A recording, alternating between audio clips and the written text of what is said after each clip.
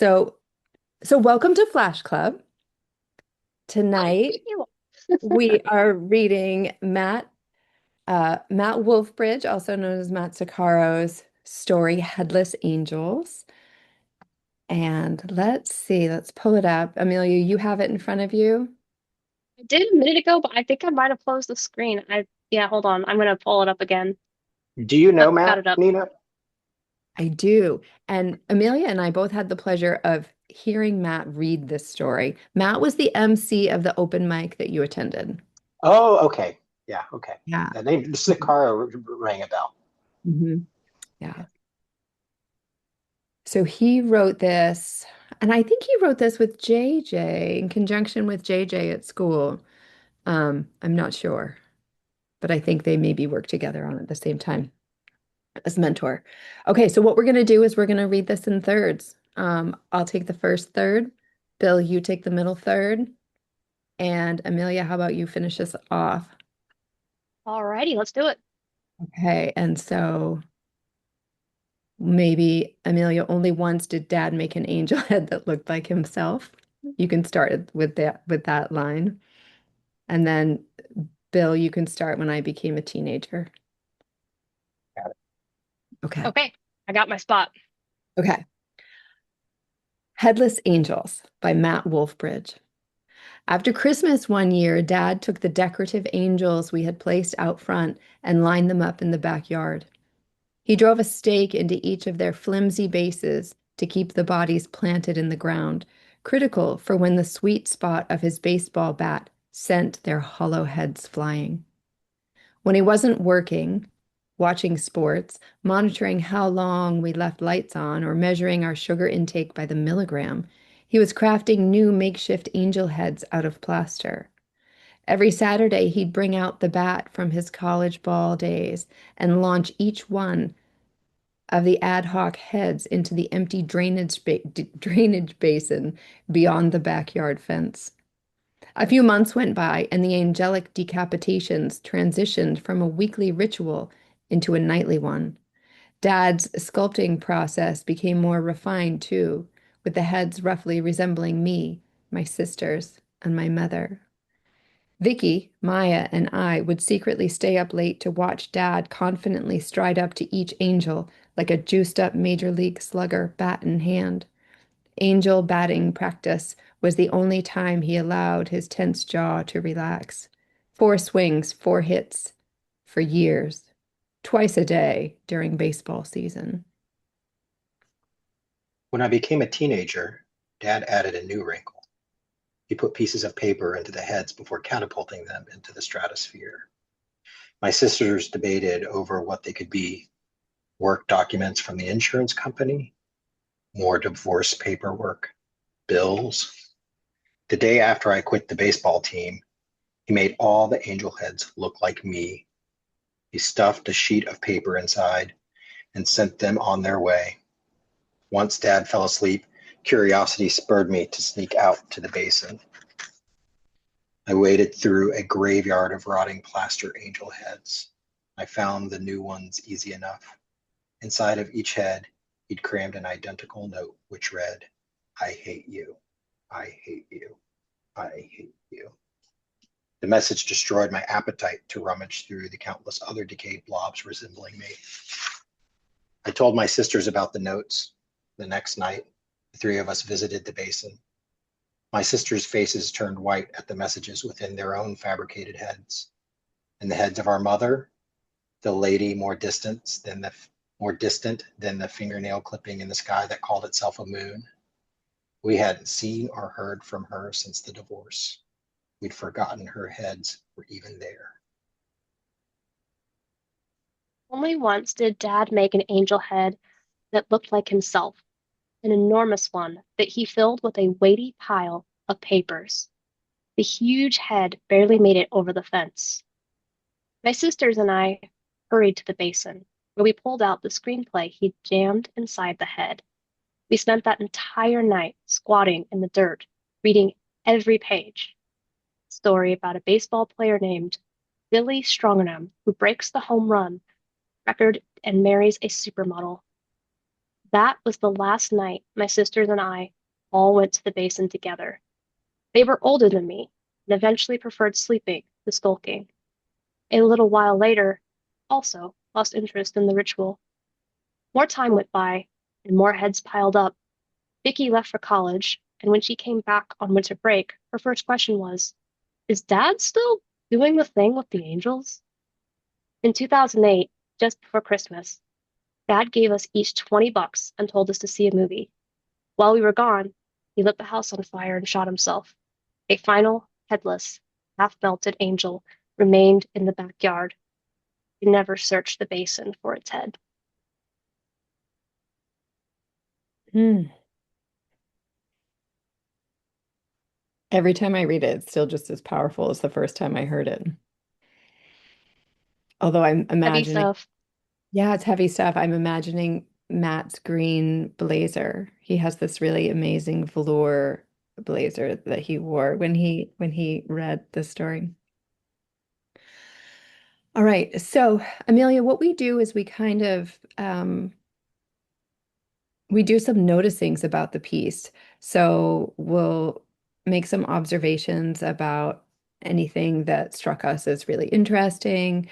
We'll kind of take it apart with by its anatomy. We'll look at the Okay. we'll look at the opening. We'll look for the what we call the hinge in a flash piece and what we call the flash of a flash piece. So the hinge, if you don't write flash, is that right? I don't. So this is all new to me. You're not gonna, yeah, this is all new. Right, great. So the hinge is the moment when everything kind of changes in the story. It's a little bit like the word but in a sentence, how everything that comes after is then reframed by Hmm. by whatever happens after the word but reframes what you've read in the first place. Okay. And then the flash is kind of like this like image or the resonant emotion or image that you're left with at the end of the story. Like what was this Got you. pow, this kind of pow feeling. Um, but so first, I guess we'll just start with any observations. Bill, what have you got? Well, 607 words, definitely flash. There's an arc. Um, I I had a couple options for the hinge, and I kind of settled on, I don't know if there's an exact line, but when the dad makes the image of himself, for me, it changed there. The story changed where the father stopped being just kind of this, I don't know the right word, the malevolence too strong word, but he was this kind of angry force in their life, and then at that point, the dad is turning some of that on himself. If I fold the story in half, it would fold there. We'd fold Um, there. yeah. I'm I have two lines underlined for the flash. I'm still kind of, it's either when he lights the house on fire, but I don't know. I really think the last line, I never searched for the base for the head, I think is the one I'm going to go with. Flash for me, or the resonant kind of moment. Yeah. So Yeah. that half melted angel is the return to the beginning, to that very first image that we saw at the top. And then the I never searched the basin for his head, for its head is that emotional flash, right? It's the Yeah, that's for me. I mean, there was a lot of searching the basin for the heads and trying to figure out dad by looking in these heads. Um, and the fact that the narrator just gives up on ever trying to figure out dad's internal state, I think, with that last line right. says a lot about the narrator. And yeah, so that's what Yeah. resonated with me, that line. Yeah. All right. Amelia, do you have any observations that stuck out to you I do. I am not going to sound quite as eloquent as Bill there with being able to pinpoint things like flash moments, but I think the two things that stuck out to me were the use of language. Matt is very good at very specific language. So when he mentions the stakes like being driven through the bases, and then he immediately follows up by like the baseball bat, you kind of get the stage for what kind of story is going to be said, which really stuck out. Some of the similes later were really quite good, to convey that tone. The other thing I noticed was how desensitized the kids kind of got very quickly. Like there was initially that shock and that hurt, but then they kind of just slowly there's this sense that they kind of move on. They sort of just normalize it. And they move on. And then, of course, the ending comes, and the dad, kills himself. So I think those were my observations. Yeah, that's great. I mean, the his compression, which is I think what you're talking about, where he's using those similes and um, making images stand for words is really something that he does so very well. So I was thinking, so it sounds Hmm. to me, so it's first person. I'm just going to acknowledge this part of the smoke long formula. Um, this one sounds like a memoir vignette to me. It's somebody recalling something from the past. So I'm just kind of making that observation. Like, oh, okay, this is someone, and I think that speaks to that desensitization, Amelia, that you were talking about. That I'm wondering if in the moment, in Mm. that time, it may have been a different experience. Um, is Dad still doing the thing with the angels? That was a tough line for me. That one kind of hurt. That one kind of hurt me, like, you know, in the heart. I think Um, that line speaks really well to Amelia's point of this normalization of deviance, like this yeah, normalization of the dad's crazy behavior. exactly. Um, he made the giant head of himself. I thought that was really interesting. I was like, ooh, and it barely makes it over the fence. Like it was so easy for him. Yeah. It was so easy for him to launch everybody else. And then you see he has this oeuvre inside of it, of his dreams that were just unrealized. He wanted the thing that he was never going to have, I guess. Um, and yeah, I guess that's like a growing Mm. up thing, but that's tough. That's tough. Um, so Hmm. that last image, um, the final headless angel, and I was like, oh, is that the dad? Half melted, half burned, um, with his head shot off. And I was like, wow, that's a double time image right there. Um, so for me, I think the hinge came when he said, I quit the baseball team. And at that point, like the father's violence became directed at the narrator. Yeah, So that's what I was thinking was kind of the hinge. Um, the day after I quit the baseball team, he made all the heads look like me. So all of a sudden, you've got this narrator who's telling the story about dad, and then all of a sudden, that violence turned and was like on the narrator. So that was what I was thinking was the hinge. I can always I be have totally. a I have a question mark against. I mean, I did say it took me a bit to land on the one I thought. I had a question mark against next to that one. Mhm. That I hate you, I hate you, I hate you. Yeah. But I mean, that's also like there's a lot going on right there in the middle. Um, let's see. Okay. So, This is you really cool know, though. Like thinking about things and hinges and things. A little different than like in an inciting incident and whatnot. Like three act formula is like my jam. I'm so comfortable in a three act, so it's so fun to like look at this like a little different. But yeah, it's kind of similar but not, which is so fun. well, right, because it's like the climax, right? It's like what happens, like how's everything going to shake out, Hmm.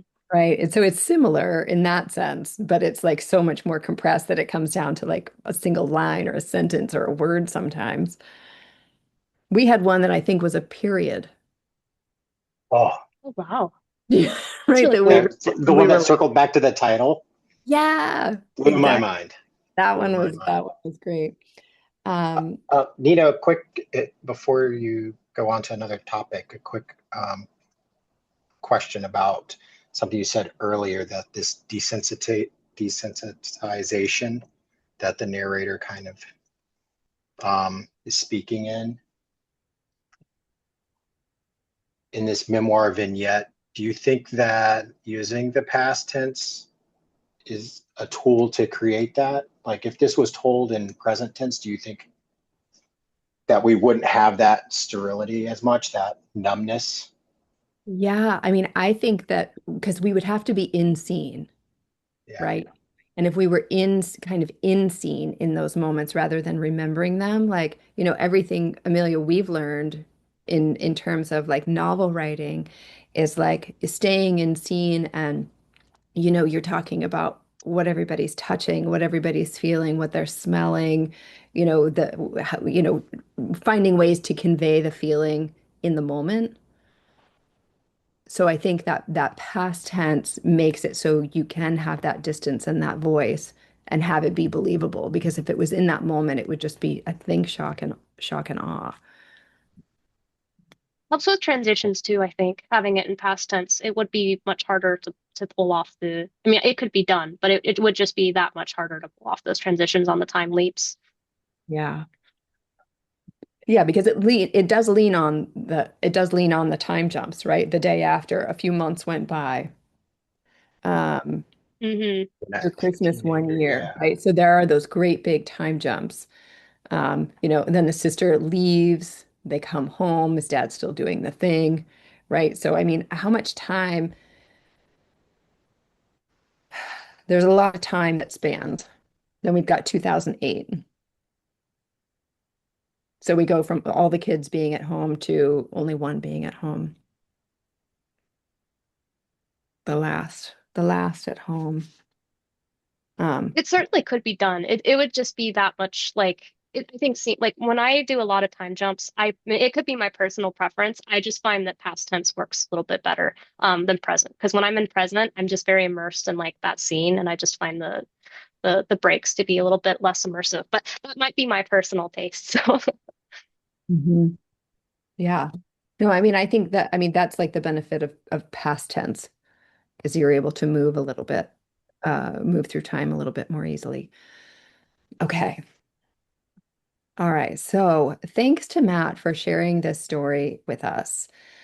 Um, now we are going to do, so what I do, Amelia, is I just kind of have assemble some prompts to get us moving neat. into a story and kind of, so this becomes our mentor text. So then we can kind of take this, have this in our minds, like, oh, Matt did this and Matt did that, right? So in this prompt, I'm really focused on how he uses the images and objects.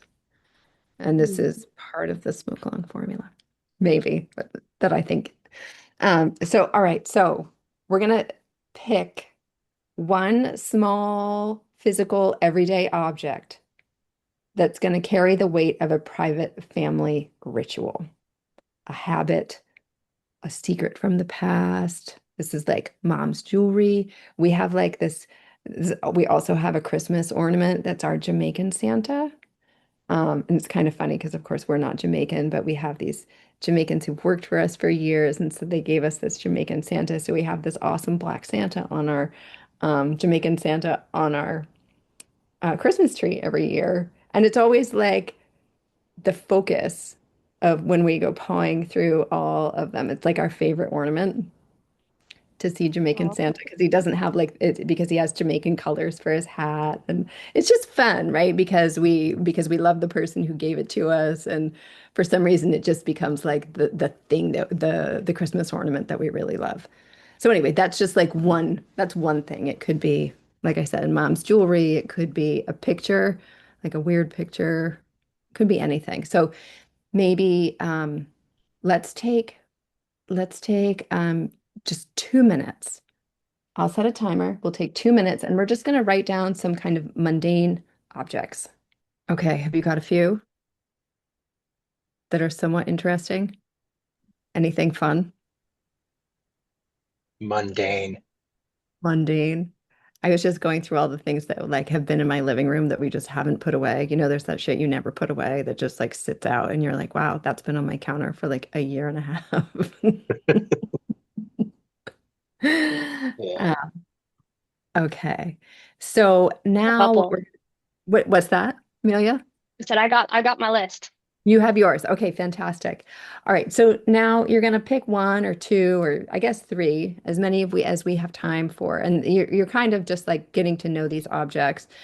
Um, so now you're going to make it slightly off kilter. You're going to change it a little bit. You're going to make it a little bit strange. So how has time maybe neglected it? Has it warped? Has it chipped? Have other people interacted with it that would have made it, that would have tarnished it in some way? Did it get left out? Did the dog chew it? Um, so maybe think of something strange or haunting or somewhat unsettling if you can. Okay. So we're gonna take 3 minutes because we're gonna try to do this with a few of these. Okay. Did you get anything that was kind of interesting? Yeah. I think so. Okay. I was trying to Google something to make it very hyper specific, but I don't know if I quite got there. It's okay. It moves fast. So you just kind of go with it and like you're like, all right, here we go. Let's see what happens.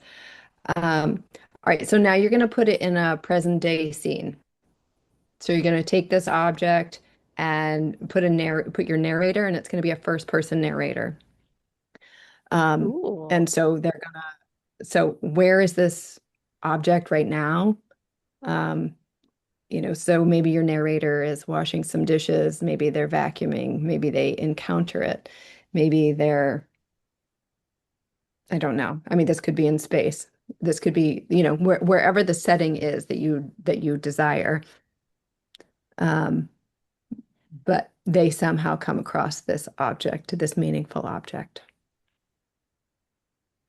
So you're gonna find it, you're gonna notice it, you're gonna touch it, you're gonna interact with it.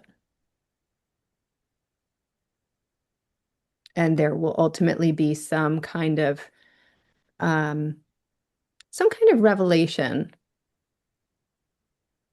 There's going to be some emotional truth to this object. It's going to be the stand-in for something else, okay? If we're thinking about like Matt's headless angels, right? All of Dad's angels became the children ultimately, right? The big one became himself. So this thing is going to be, we're going to use it. We're going to use this image a lot as we move toward this. But right now, all you got to do is just put it in scene. You're first person, you find it. That's really your job. You're going to interact with it, be curious about it. It's going to reveal something. Okay. So this we're going to take about 8 minutes. So spend a little time interacting with it, finding your character voice. Um, okay. All right, go. All right. Now you guys have maybe even begun this part already. Um, so step two, so it's 8:43. I'm just thinking we've got 17 minutes left. Um, this next part is we're just going to kind of zoom in, and everything that happens is going to happen in about a 10 to 30 minute scene, meaning it all happens at once. In Matt's story, it happens over a long period of time. In a lot of the smoke long stories that I've read recently, it happens in a very short period of time. So there's usually like some kind of it's a first person, there's 1 to 3 characters or so. It's very mundane. And there's usually a memory trigger. There's a memory sequence that happens as a result of some engagement with this. Do you like how like super specific I'm getting? I'm like making smoke long notes right now. First person memory sequence. Um, So it's kind of, so you have, you've kind of encountered the object, you're seeing what it is in space, you understand that it has some emotional meaning. Um, so now what happens is like what we're working towards is this is going to be like a funnel story. Like if you think about Kurt Vonnegut, if you think about Raymond Carver, like some of the old, very specific short story writers, they all build to one very particular moment. And so now something is going to happen with this object that will then reframe everything that has come before it. Right. So right now we're building inevitability. Everything that you write from this point forward, is going to relate to that central image in one way or another. If it doesn't relate to that image, it doesn't belong. So if it's not related in some way, and that's how we're going to build compression. So if it's not related to this object that you have chosen in one way or another, like either by memory or by touch or by smell, or relationship status, the person's relationship to it, then it doesn't belong. So Matt did that really well. Everything in Mm, that story was about that, right? Are you thinking about it right yeah. now? You're like, yeah, fantastic. Right. So he just built, and that's how you build that inevitability, because kind of holding on to that image that whole time. So whether it was one giant headless angel, whether it was a small one, how that angel changed, how it got things stuffed into it. But like every single paragraph was somehow related to that object. So that's the end goal, because we're kind of coming towards the end of our time. We've only got about 15 minutes left. And what I really want you to do is like take that full 15 minutes and just go for it. But keeping that image, that central image in your mind. And so again, think of the mundane, taste, touch, smell, the experience with the object, a memory trigger. This is when you kind of build the lore of the object, like what its significance is. And remember, it's all going to happen in a short amount of time. So there might be a memory sequence where you go back, but you're coming back and it's going to come into finality just moments before you went into that memory sequence. Okay.